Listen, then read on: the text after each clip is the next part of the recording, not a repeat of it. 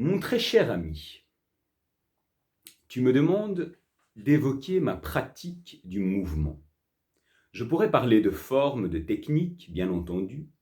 Pourtant, l'envie me vient d'évoquer cette pratique comme on évoquerait une histoire d'amour, une passion. Pas de celles qui brûlent, de celles qui font naître une nouvelle foi. Le Qigong, le Tai Chi et le mouvement fluide sont ma plus profonde, ma plus belle histoire d'amour avec la vie. Je dirais qu'ils sont les piliers de mon écriture, de mes contes et de ma voix. Bien sûr, il faut parler de répétition de gestes. Bien sûr, il faut évoquer la fraîcheur avec laquelle on pratique pour approfondir un seul et même mouvement. 1000 fois sur le métier remettre son ouvrage, disent les vieux artisans. Mouvement, souffle, présence et aussi passion. Parce que la spiritualité assèche bien du monde, qu'elle resserre bon nombre d'esprits ces temps-ci. Ma croyance est la meilleure, mon Dieu aussi, marmonnent certains. Mouvement fluide, fluidifié par le geste, l'esprit. Apprendre à glisser dans le murmure des fleurs et le chant de la vie. Ce n'est pas de la poésie. Je veux dire que je parle de ressenti, de cette vérité du corps qui sent. Le Qigong, le Tai Chi et le mouvement fluide sont devenus ma façon de me relier à la vie. Ma prière, diront certains. La vie en moi.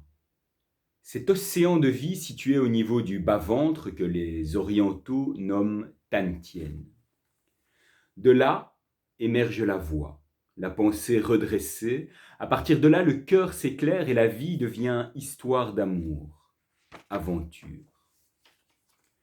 Que la tête se couche, que l'espace intérieur s'ouvre et que s'offre l'être pour que tous en bénéficient. Je veux parler de la passion, de la ferveur et de l'ancrage. Il est une façon d'envisager la pratique du mouvement comme une extraction du morne ennui plaintif et radotant à laquelle le monde nous convie. Un travail fin effectué avec le sourire permet de s'enraciner dans le corps. Le corps se temple, le corps se chant, le corps se poème. Pas question de mièvrerie ou de pratique planante. Pratiquer avec une attention de chaque instant, avec l'énergie de celui qui peut perdre la vie s'il manque d'attention. Se donner complètement à son inspire, à son expire. Le mental se tait, l'être devient disponible à la caresse de la vie. On accepte de se laisser chérir, on ose se laisser aimer. On participe de la réalité, du chant des fleurs, de la présence muette des pierres et de la grâce des oiseaux. On respire avec le tout, on fait un. De la passion, de l'ancrage. Alors émerge ce sourire de chaque cellule, cette conscience que la vie est pur miracle. On réalise cela de tout son corps, on avance vers l'autre, vers le vivant, le bassin frémissant, le cœur rieur, l'esprit dansant. À force de viser les prouesses techniques, à mesure de répétition d'une série de mouvements, on s'endort souvent. Posséder la forme la plus complexe allumera-t-il la joie en nous? Je ne crois pas. Soit. Je danse autour d'une question, je chéris une énigme, je ne sais rien de Dieu, mais quand je pratique le mouvement, un écho se fait en moi de l'immensité, une résonance avec la feuille d'arbre et l'écureuil. L'étude d'une forme est précieuse, peaufiner un mouvement de tout son cœur est précieux.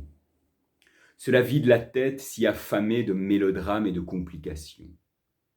Mais parfois aussi abandonner la forme. Se laisser guider par le souffle intérieur.